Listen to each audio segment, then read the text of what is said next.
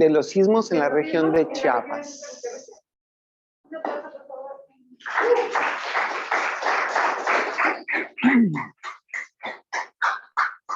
Bueno, pues buenas tardes. Creo que ya todos nos conocemos.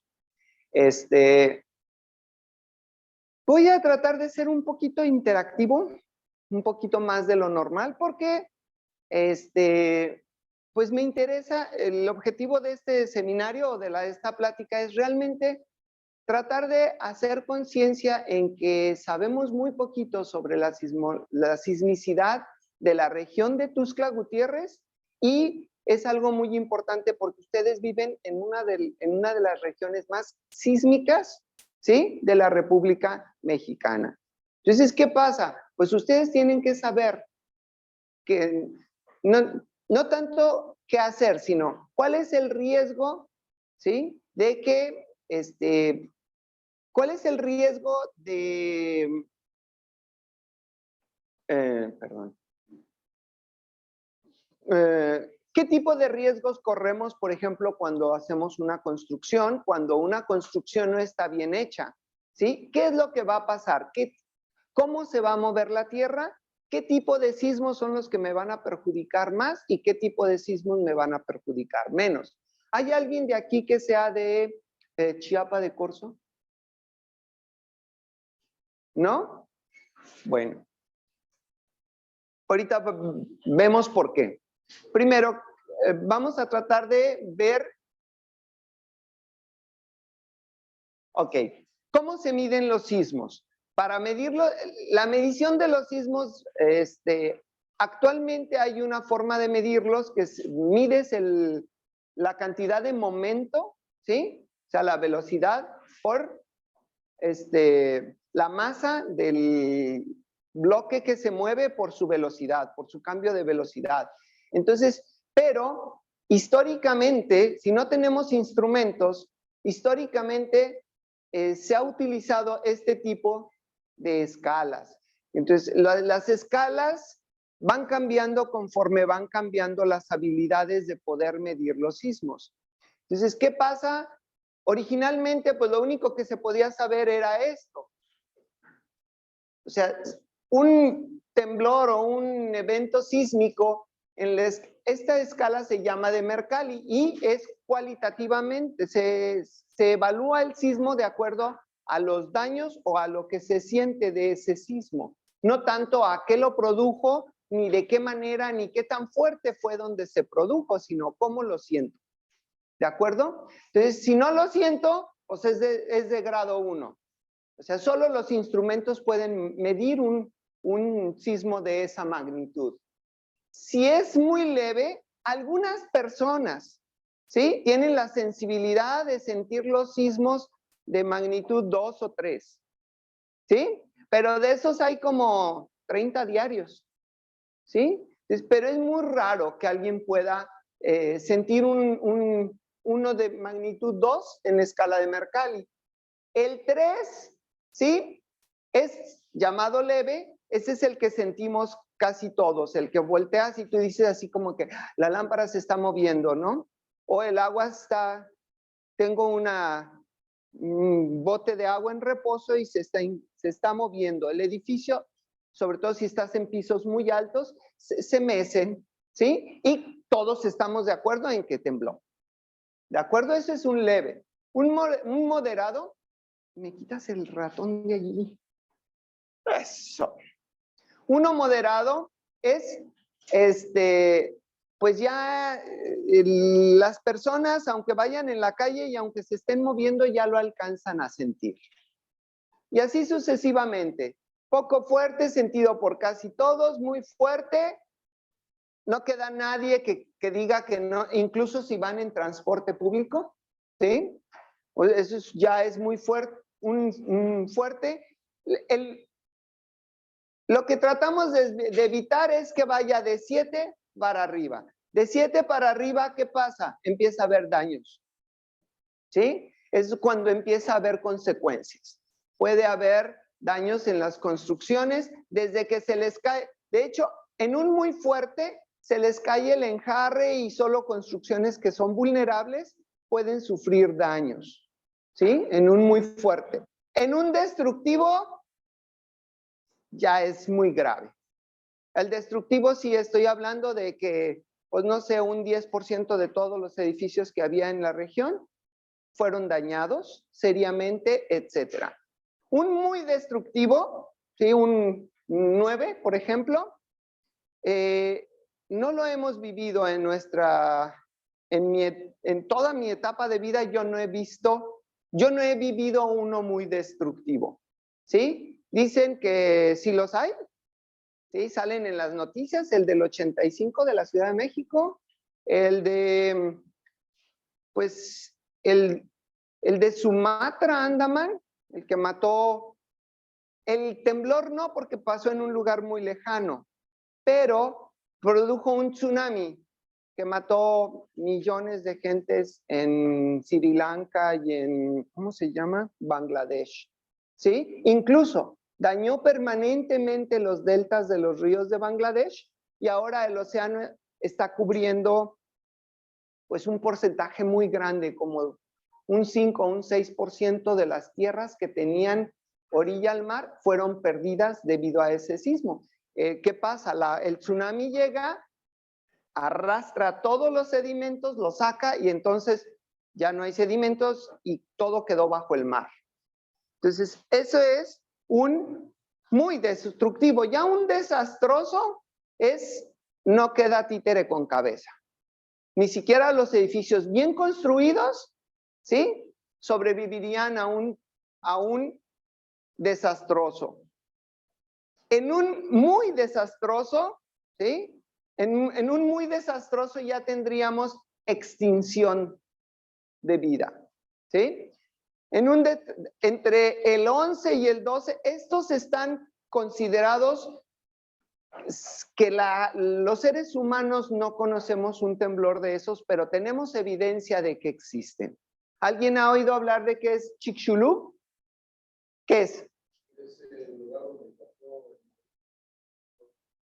Que se cree que o sea, nada de eso hay evidencia. Lo que sí hay evidencia es que el meteorito cayó ahí, ¿sí? De hecho, su radio cubre la mitad de la península de Yucatán y del lado del continental, porque está sobre la costa, cerca de Campeche. Entonces, del lado oceánico hay una plataforma elevada que mantiene el océano muy bajito, miles de kilómetros, debido al rebote del magma, debido al choque del meteorito de Chicxulub. Entonces, el meteorito de Chicxulub está entre muy desastroso y catastrófico. Y esta es la escala de Mercalli.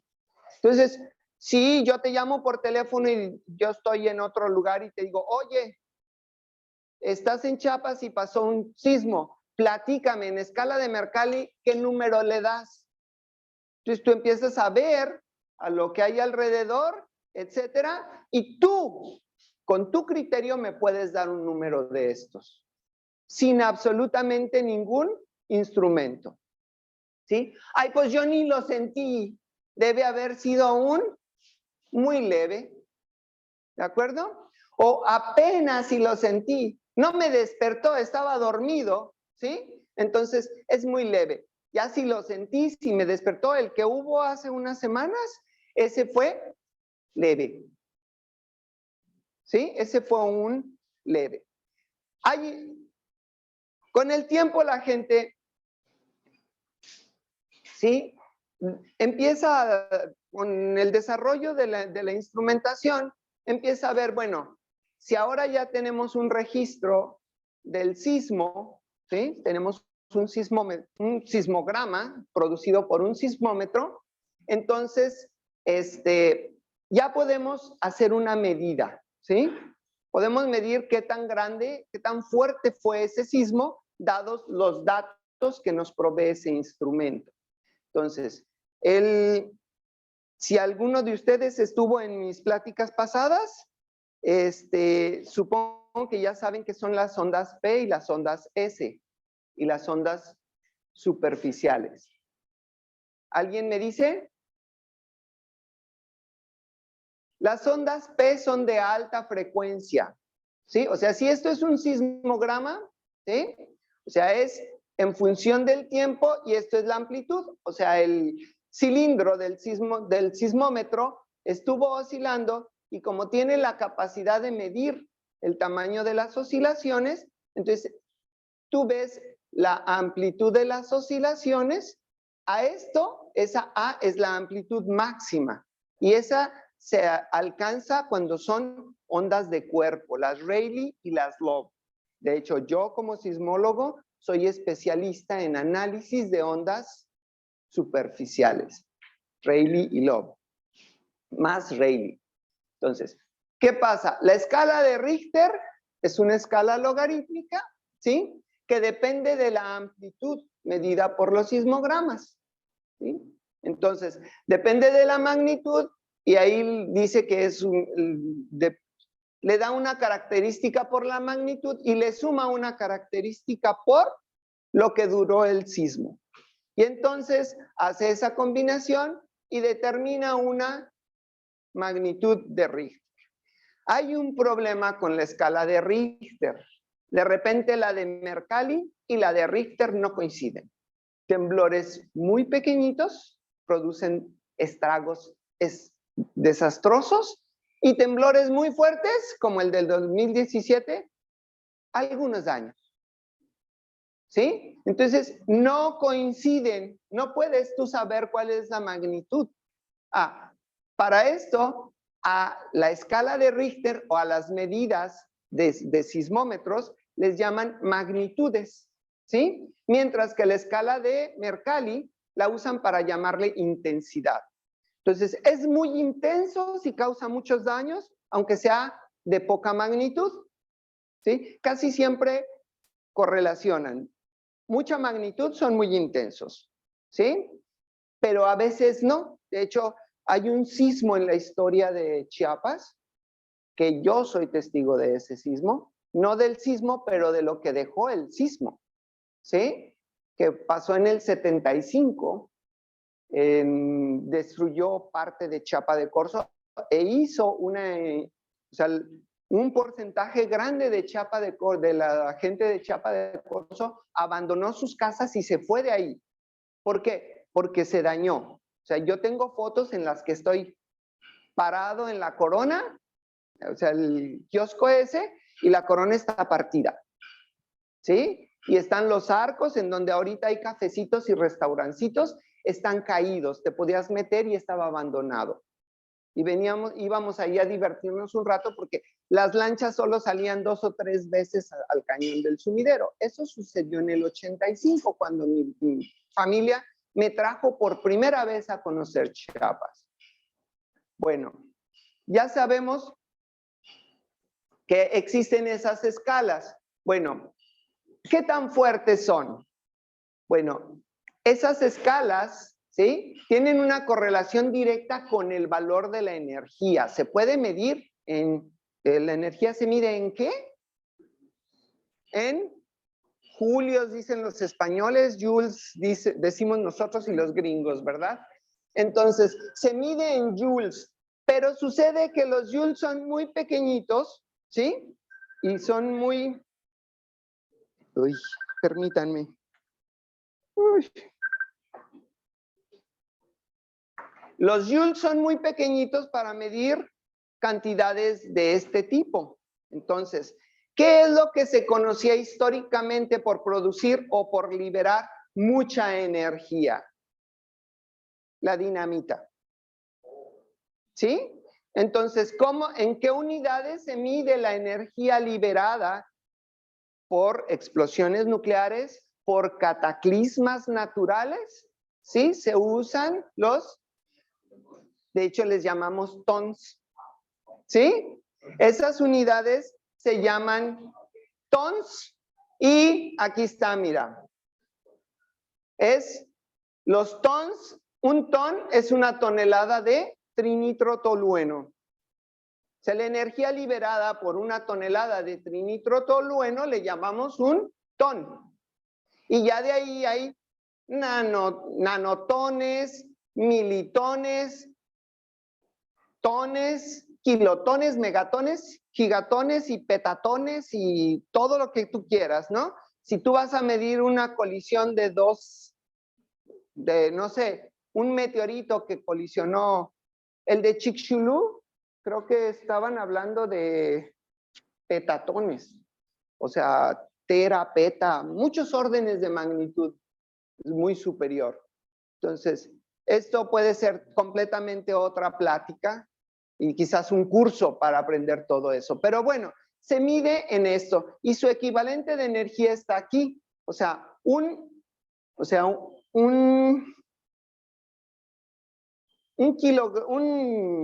ton, por ejemplo, que es la tonelada, son 4.187 por 10 a la 9 joules. Es una cantidad de energía enorme. De hecho, para que nos demos una idea de la cantidad de energía que libera un sismo, ¿sí? Lo vamos a comparar con bombas nucleares. ¿Alguien ha oído hablar de Hiroshima y Nagasaki? Ok. Esas Little Boy, los gringos, para evitar que los japoneses se enteraran que eran bombas lo que iban a tirar, ¿sí? Entonces usaban palabras claves durante la Segunda Guerra Mundial. Entonces, a la primera bomba la llamaron Little Boy, ¿sí? Era una bomba de uranio, pesaba 4.400 kilogramos de peso. Bueno, esos son los detalles. La famosa bomba de Hiroshima era de 16 kilotones, no alcanzaba un megatón. ¿Sí? Solo 16 kilotones. Un sismo de 16 kilotones es muy, muy leve. ¿Sí? Lo que pasa, la diferencia es que esa energía fue liberada a 400 metros de altura o 500, a 600 metros de altura. Entonces, ¿qué pasa? Liberada en el aire, obviamente, como la masa del aire es muy pequeñita, esa energía fue realmente distribuida entre la población, mientras que la energía de un sismo se libera en la parte sólida de la Tierra, que es muy masiva, entonces le es muy difícil moverse. ¿De acuerdo? Entonces reacciona de alguna manera lento o su reacción se ve atenuada o se ve minimizada por la cantidad de masa que mueve. Pero un temblor como el que pasó en el 2017 aquí hizo que la Tierra sonara como campana. Ese se detectó como un sismo fuerte en China y Japón.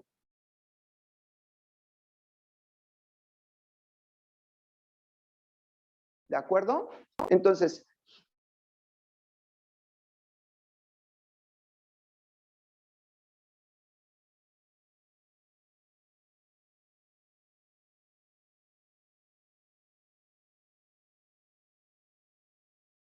fue que una fue uranio y la otra fue plutonio. Y el plutonio sabemos que es lo más peligroso que hay. ¿Por qué?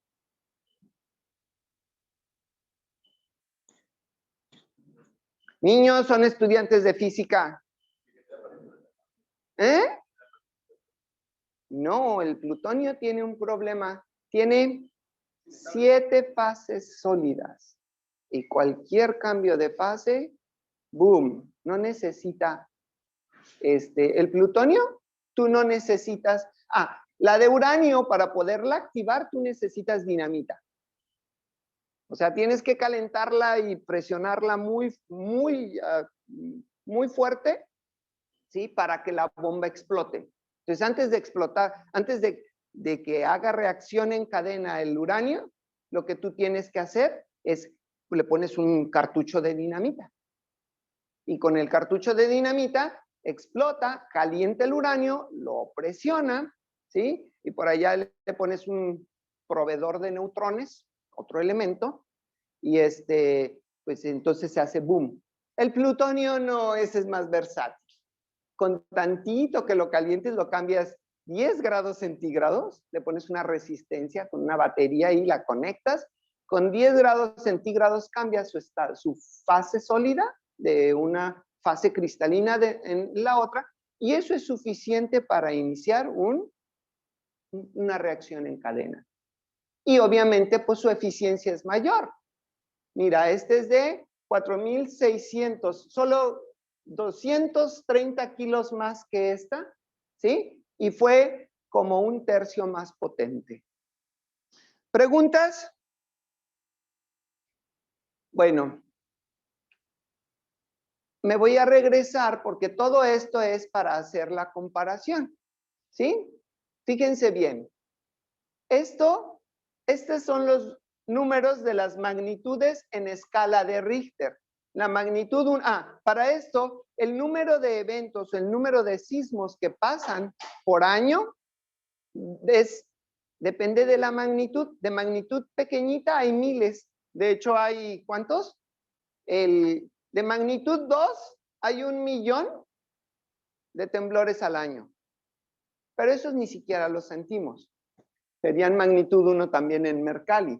Incluso esos son de 2, los de 1 menos, ¿sí? Incluso 3, no, es bien difícil que alguien pueda sentir 3. Yo empiezo a sentirlos de 4 para arriba. Dice Carolina que ella siente los de 3, 5, 3, 6. Yo le digo que está loca. Pero, bueno, entonces, pero por aquí anda. Entonces vemos a los noticieros sensacionalistas que te andan publicando y que te andan correteando porque hubo un temblor de magnitud 4.2 en Pichijiapan. La gente así como que, ¿tú lo sentiste? No. ¿Y tú? Pues yo como que me mareé poquito, pero pues no sentí nada. Entonces, y lo publican como si fuera un gran evento, ¿no? ¿Qué pasa? Pues es imperceptible. Pero suceden 100,000 al año. De magnitud 5, solo hay 2,000 al año en todo el planeta. ¿Sí? Y ahí van pasando. Entonces, el de magnitud 9, por ejemplo, no suceden más que como cada 10 años. Y bueno, con el calentamiento global, todo esto ha cambiado. Sí, el número de sismos, hay más sismos y de mayor magnitud. Tenemos que entender que lo que provoca los sismos es la energía cinética. Entonces, si estamos calentando al planeta, ¿sí? Dicen, ¿qué tanto se puede dilatar la placa oceánica si es de basalto? ¿Sí? Por 1 grado centígrado más que yo le suba. Bueno, se dilata bien poquito, nomás que el tamaño es pues del Océano Pacífico, tiene varios miles de millones de metros lineales. Entonces, si cada uno de ellos se va a mover 1/1000ª de milímetro, pues júntale a todo eso y haz que toda esa placa se mueva. Y si le sumas, vas a ver que son 30 centímetros. Ahora imagínate una placa del tamaño del Océano Pacífico, una placa de ese tamaño, ¿sí? Muévela 1 metro. ¿Cuál es su masa? ¿Sí? Muévela 1 metro. Y es de 0 a 1 metro. Y me calculas la aceleración y la fuerza que tú necesitas para mover. Entonces, pero bueno. Entonces, aquí hay cosas para que ustedes tengan una idea de cómo se miden. Aquí está la energía dice la energía en kilogramos de dinamita. Esto es en kilotones. No, en kilotones, sí. Está en kilogramos de... no, esos no son kilotones, esos son 0.001 ton. Son kilogramos de dinamita. Entonces, más o menos, para que se den una idea, para provocar explosiones en la Tierra, para poder causar un derrumbe cuando estás construyendo carreteras o cuando estás en minería, nuestros cartuchos de dinamita, los muy peligrosos, son de 250 gramos. ¿Sí? Entonces, ya 1 kilogramo de dinamita, pues es suficiente para tumbar un cerro o una cara de un cerro. Uy. Bueno, esa es la escala de Richter. Uy.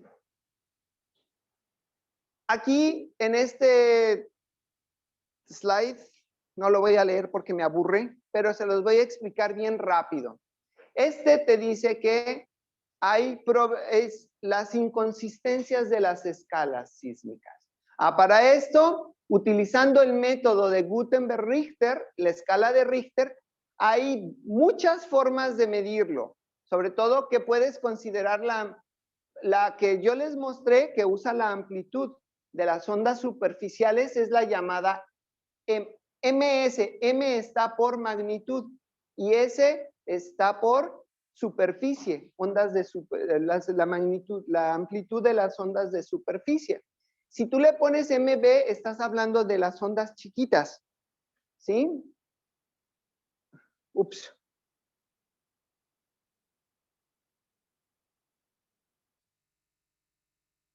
Si tú usas la amplitud de las ondas grandotas, de las superficiales, es MS. Si usas la amplitud de las ondas de cuerpo, sería MB por B de body. En inglés, MB. Y si usas uno que se llama ML, ¿sí? A lo que te estás refiriendo estás midiendo simplemente la amplitud del movimiento de tierra de forma local. De hecho, el ML es diferente para cada lugar. No te dice mucho de la fuente, no te dice mucho del temblor. ¿Sí? ¿Por qué? Porque en realidad se refiere a dónde está el sismómetro. ¿Qué tanto se movió el sismómetro en sí? Entonces, ¿qué pasa? Pues había un montón de inconsistencias. Y más que, por ejemplo, de repente, si los temblores eran muy profundos, pues los daños causados eran casi nulos.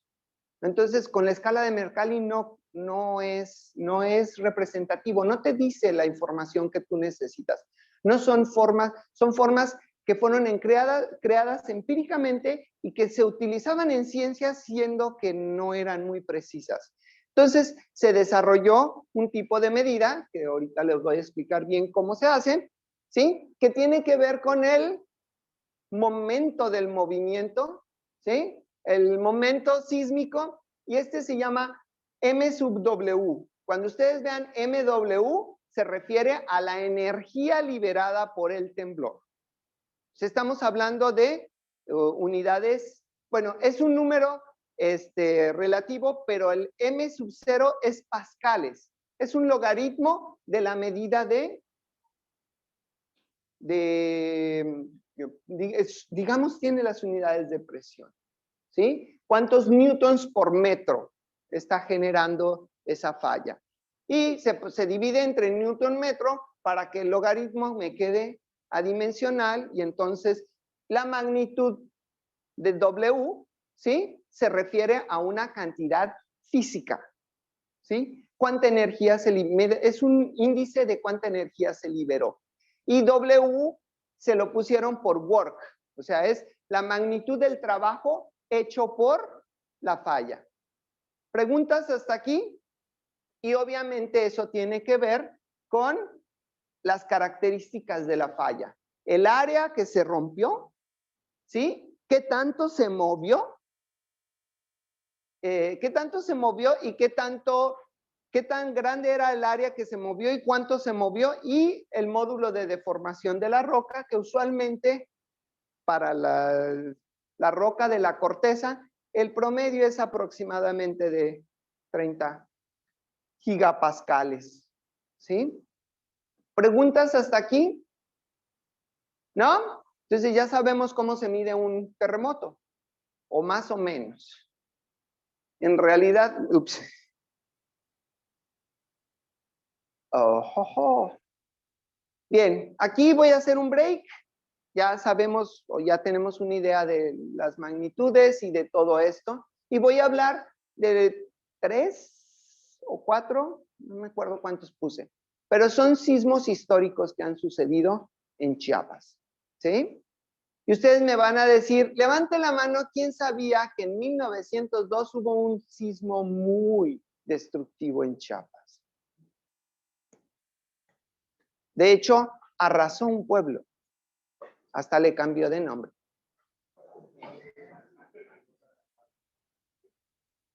¿Sí? Se llamaba San Bartolomé de los Llanos. Y cuando lo reconstruyeron, llegó un político a inaugurarlo y le dijo, ahora se va a llamar Venustiano Carranza. ¿Alguien desde aquí de Venustiano pasa por ahí para ir a su casa? ¿Mande? Pues para mí todos los caminos llegan a Roma. Si te digo que es para allá, aunque le des vuelta al planeta, llegas para acá. Pero bueno, para eso está el mapita, mira. ¿Sí? Y tiene colorcitos. Te va a decir, estos colores son las escalas de Mercalli. ¿De acuerdo? Entonces, cerquita de donde está la estrellita, yo espero 1 entre 6 y 7. Habíamos dicho que lo que no queremos es que pase de 6. Si ya está en 6 y tantos, ya hubo destrucción. De hecho, ese pueblo lo arrasó. Y ese temblor fue tan fuerte, ¿sí? Que dañó.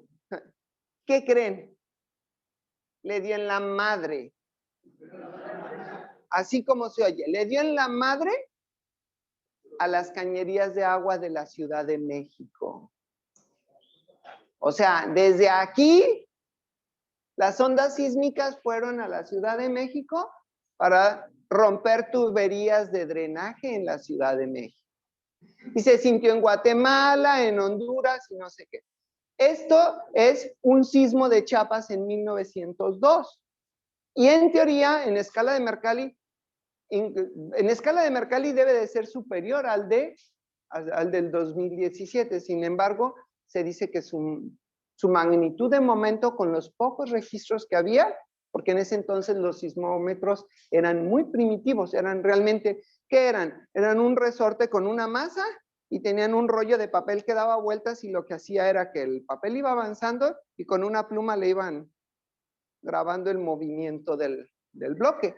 Pero con todo y eso se determina que más o menos su magnitud fue de 7.8. ¿De acuerdo? Que es bastante consistente con su valor en la escala de Mercalli. O sea, fue tan destructivo como fuerte. ¿Preguntas? Wow. Este es el que yo quería llegar porque sismos que han afectado a Chiapas, a Chiapa de Corzo. ¿Sí? Una cosa, quiero que me platiquen, ¿cuál es la diferencia entre Tuxtla y Chiapa de Corzo? Geológicamente hablando. De hecho, ¿qué tiene el suelo de Chiapa de Corzo que no tiene el de Tuxtla? Además, el hecho de que ellos están en la cuenca y nosotros en el cerro, ¿sí? Los sedimentos, toda la arena, la tierra y no sé qué, va y se deposita ya a la orilla del río. De hecho, es tan suavecito el suelo de Chiapa de Corzo, ¿sí? Que el río está erosionando las paredes, ¿sí? No nomás eso, la vegetación de Chiapa de Corzo, aparte de la humedad, es muy buena para las raíces de los árboles. Allá las ceibas y todos los árboles van a ser el doble o el triple de grandes que aquí. ¿Por qué? Por los nutrientes, por el tipo de suelo, etcétera. Pero también el ser poroso y el ser suelto, el que no está comprimido, sino está en forma de sedimento. ¿Qué pasa? Con el contenido de agua que tiene, hay un fenómeno que se llama licuefacción de suelos. Cuando hay temblores, la tierra se convierte en lodo. Y entonces, ¿qué pasa? Fluye. Y por eso, Chiapa de Corzo, aunque el temblor sea de la misma magnitud, ¿sí? La intensidad se va a sentir mucho más grande. Entonces, siempre que hay desastres, se van a sentir más en Chiapa de Corzo que en Tuxtla. ¿Sí? Aquí hay problemas, pero allá son problemones. A ver, ¿qué pasó esa vez? Se rompió la corona y se cayeron algunos arcos. Yo vi esa cosa ¿Y qué creen? Lo más triste, como lo abandonaron Chiapa de Corzo en esa época, la gente no se tomó la molestia de reconstruir. Los que perdieron su casa simplemente se fueron. Y tardaron mucho en volver o no volvieron. Rehicieron su vida en otros lados. Y, ¿qué creen? Este temblor no fue uno. En realidad fue un par de temblores. ¿Sí? Y no fue, uno no fue aftershock del otro. Hay una ley que dice que el aftershock no puede ser de mayor magnitud que el que lo causó, el predecesor. Entonces, ¿qué pasó? Hubo uno de una magnitud y luego hubo otro de una magnitud más fuerte, pero en otro lugar.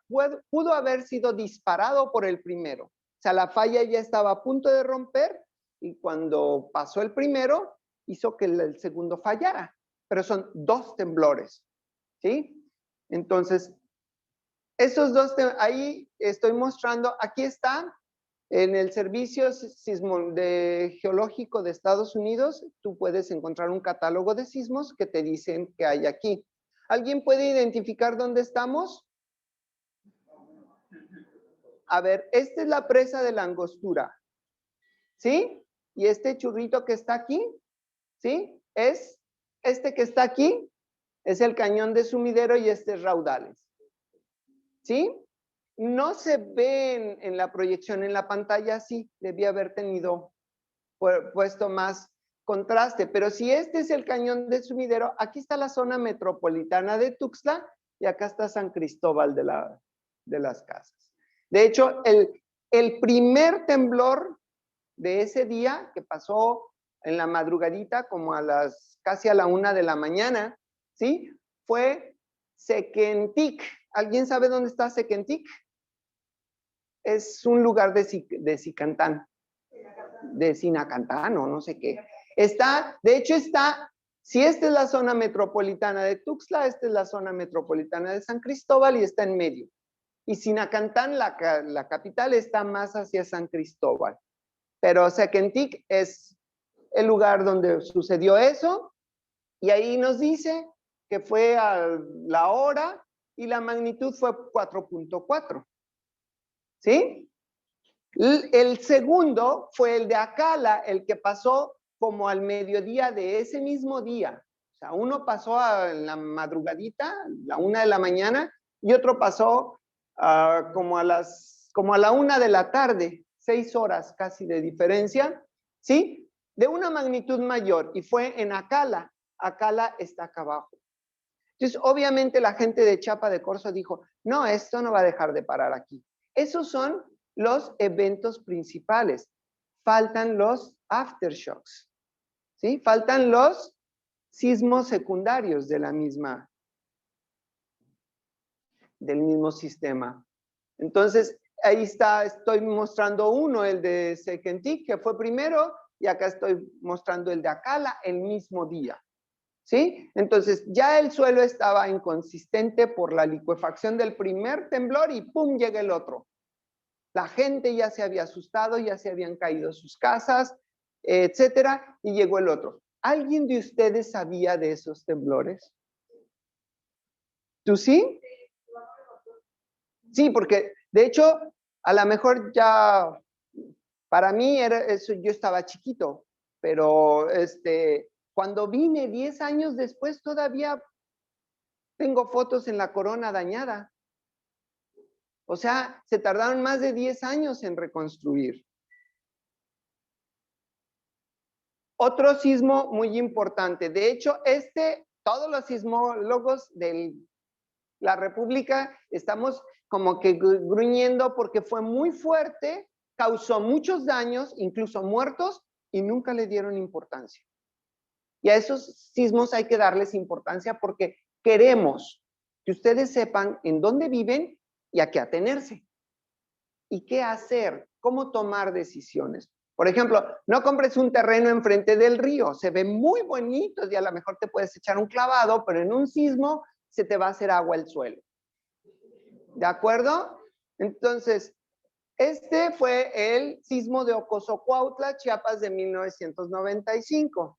¿Sí? El terremoto de Ocosocuautla El epicentro, de hecho, por lo que yo lo ubico bien, es cerca de, sucedió cerca de una presunta falla de alrededor de 47 kilómetros de longitud que se presume que está en Ocoso, Cuautla. Y para que lo ubiquen, solo 351 metros del sitio conocido como la Cima de las Cotorras. ¿Quién conoce la Cima de las Cotorras? No son chiapanecos. ¿Cómo que todos? No, Robert, hay como 2 o 3. Nosotros que venimos de fuera vamos corriendo, pero ellos como que ahí irán mañana. Bueno, pues aquí está. Y si se dan cuenta, también es superior a 6. O sea, fue catastrófico. No catastrófico, pero muy, muy dañino. Y eso fue en el 95. Probablemente algunos de ustedes ya habían nacido. ¿Sí? ¿Sabían de ese temblor? ¿Sí sabían del de 95? Bueno, ya los van conociendo.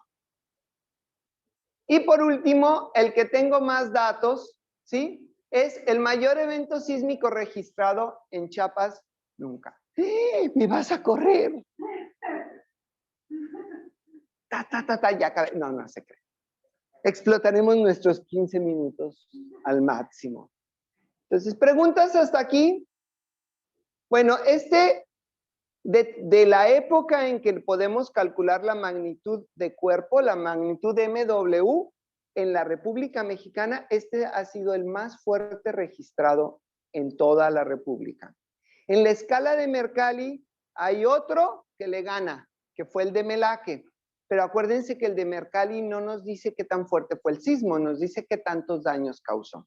Entonces, como aquel fue en una zona muy poblada y en donde no hay cultura de temblores, fue en Melaque, cerca de Manzanillo, es la costa más cercana a Guadalajara. De hecho, ese y otro, el que tumbó las torres de Catedral de Guadalajara, que fue en el 1840, por ahí, han sido considerados los temblores de mayor intensidad, pero no podemos decir que son de la mayor magnitud, porque su magnitud era relativa, era magnitud de Richter, ¿sí? Y había muy pocos sismógrafos y los sismógrafos eran muy primitivos. Entonces, de los que hemos podido medir, el del 2017 que vivieron todos los que vivían aquí, que vieron lo que pasó. De hecho, ahorita van a ver por qué, aunque fue en Chiapas, a donde fue a rebotar, fue a Juchitán, Oaxaca. ¿Sí? Lo que pasa es que la falla, la línea de la falla fue una ruptura como de tijera y rompió allí enfrente de Pijijiapan, pero los aftershocks y la ruptura corrió hacia el lado de Juchitán. Ups. Aquí están los datos. De sí ya tenemos la magnitud de cuerpo, de momento y todo. Entonces, aquí te dice en amarillo, excepto por creo que sí fue Pijijiapan o un pueblecito que está aquí en mero enfrente de donde fue el temblor. Ese es el único que alcanza rojo. O sea que anda en el 8 en la escala de Mercalli. Si ahí había casas, ya no hay. O ya las reconstruyeron. ¿De acuerdo? Entonces,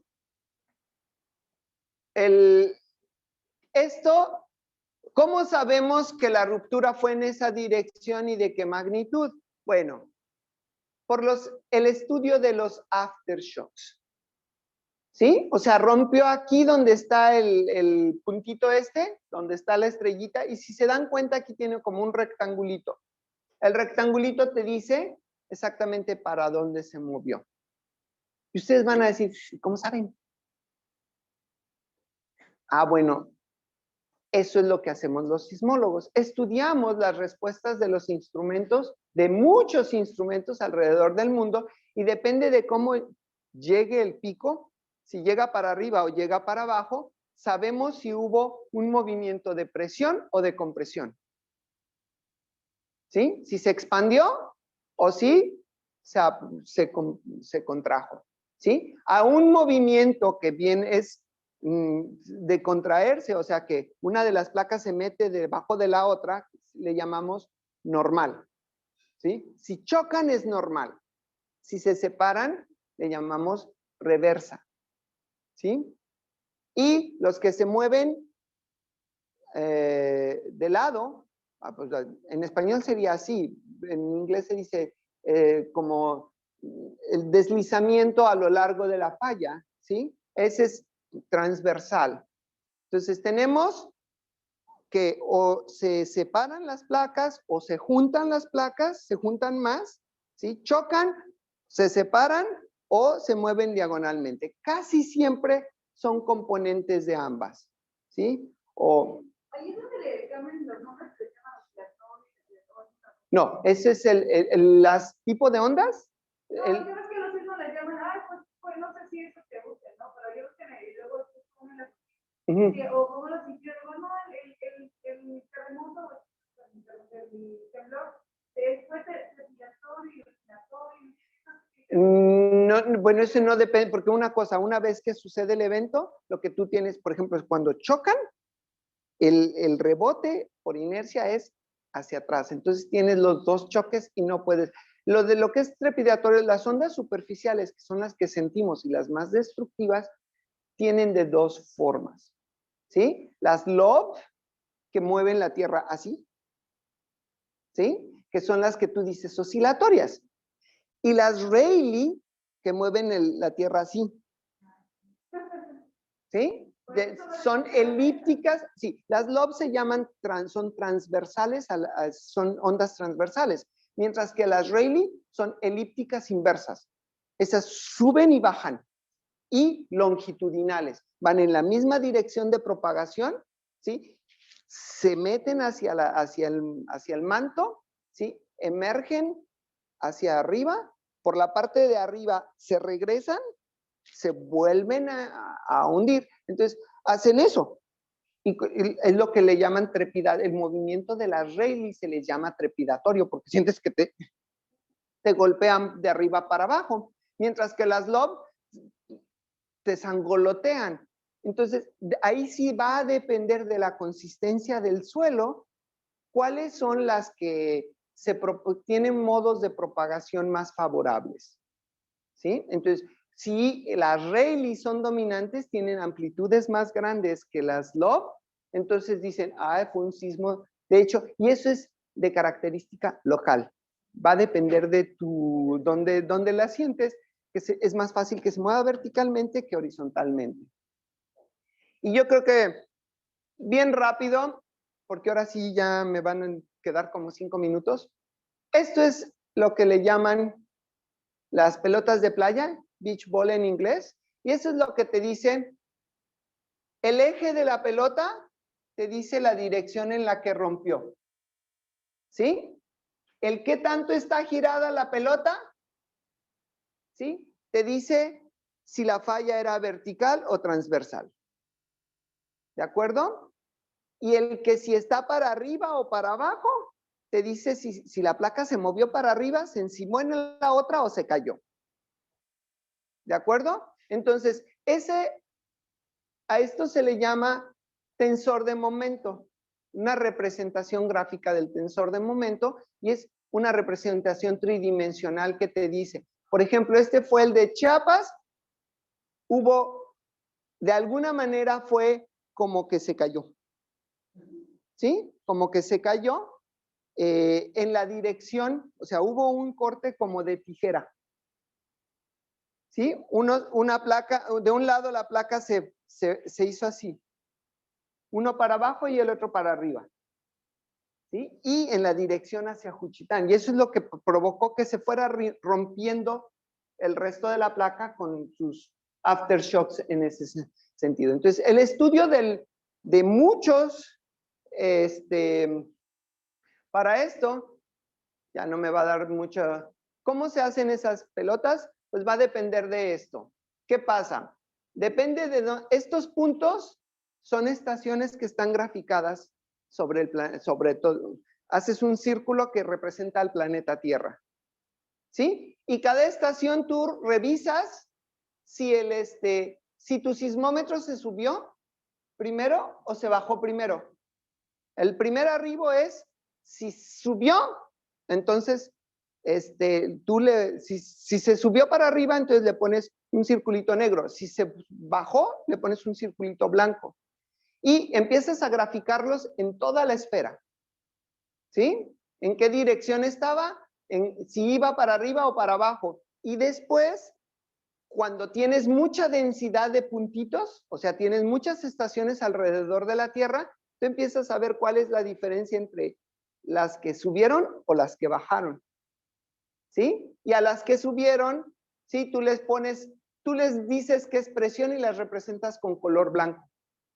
Y a las que bajaron, tú les dices que son tensión y las representas con color oscuro. ¿De acuerdo? Y entonces, por ejemplo, para definir estas líneas, ¿sí? De este lado vas a tener puras bolitas blancas y de este lado vas a tener puras bolitas negras. Entonces, tú trazas la línea en donde, que quede en medio de donde estaban las blancas y las negras. Y así haces los mecanismos focales. ¿Qué hora es? ¿Me quedan 5? Ok. Bueno, en general, una vez que se hacen las bolitas esas, ¿sí? Tú ya sabes, depende de cómo se vea tu bolita, estos te representan diferentes tipos de temblores.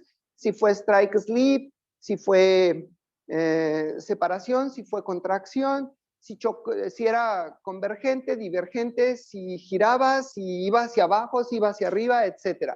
Depende de cómo salga tu pelotita, ¿sí? Tu pelota de playa, en realidad es un mecanismo focal, es una representación gráfica del mecanismo focal. Y de eso, pues las componentes te representan los momentos. Aquí te dice cuáles son el momento XX, el XY, el YZ, etcétera. Y tienes una magnitud de esta. Y usualmente lo que pasa es de que tú puedes normalizar la matriz y te queda como con valores fraccionarios y la magnitud de te queda como un M sub 0 aquí, que es el que tú usas para calcular el MW. La magnitud, la cantidad de energía que se liberó en el temblor. ¿De acuerdo? Ya como sismólogos profesionales, entonces tú ya puedes representar la falla y todos sus aftershocks, ¿sí? En cómo se movió. Entonces aquí te das tu cuenta, ¿sí?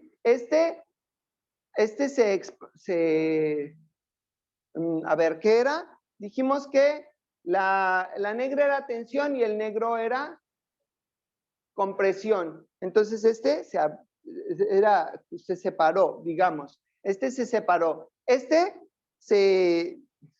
El de la cruz, creo que se hace para arriba y para abajo, ¿sí? En la línea, pero esta está, ¿cómo decir? Tendría que, me tardo mucho en explicar porque a mí me cuesta trabajo entenderlos, ¿sí? En general.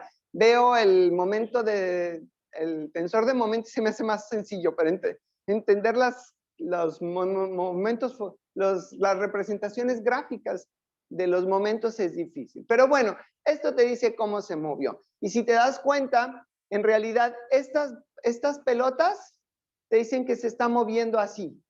Y las cruzadas es que hubo fracturas perpendiculares a la dirección de propagación del evento principal. La estrellita te simboliza el evento principal y todas las bolitas, los aftershocks. O sea, los temblores que fueron consecuencia del temblor original. Y bueno, hay una ley que hace estadísticas. Hay 3 leyes. La de Omori, ¿sí? Que te dice el número de eventos de aftershocks que va a haber. Y la de Gutenberg-Richter, que te dice el número de te dice que el número de eventos va a decaer con el tiempo. Y lo que tienes que hacer es, haces estadísticas con el número de aftershocks, su magnitud y su distribución, y defines esas dos constantes.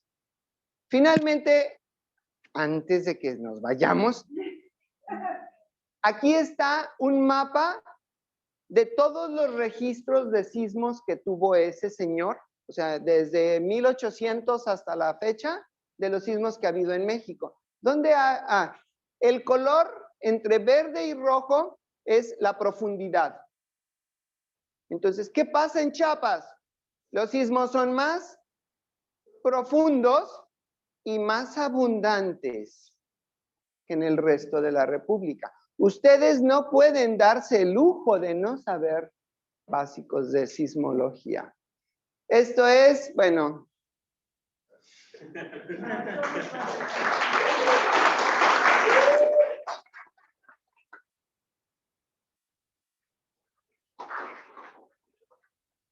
¿Dónde?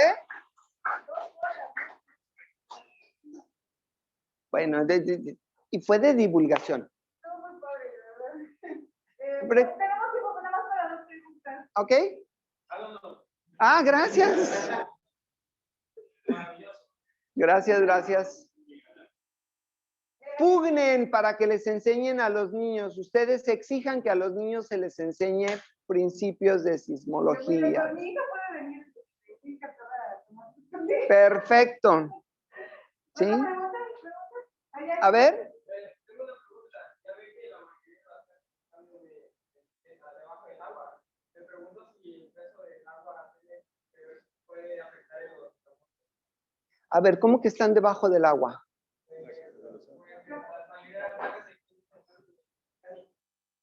pregunto si la masa del agua afecta. De las fallas. ¿Te refieres a los dorsales? O sea, la separación de las placas tectónicas en el océano. Que si el movimiento de placas, ¿qué pasa?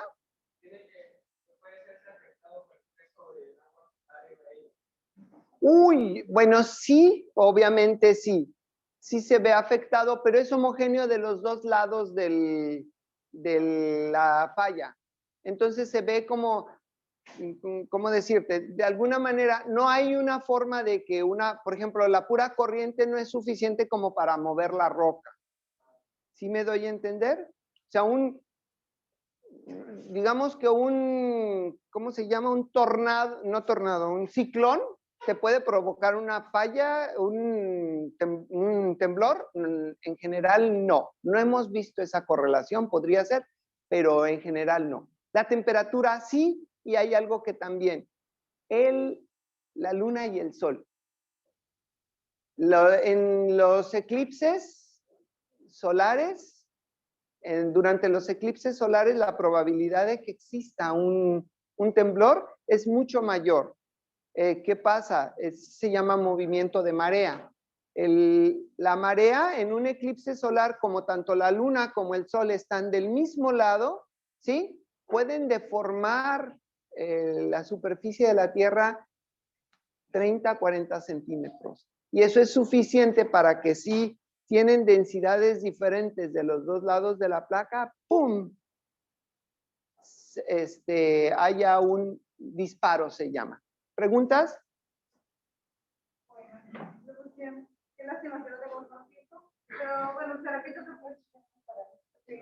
Bueno, próximo semestre. Sí. Bueno, pues todos. Y muchas gracias por su presencia. Gracias por acompañarnos.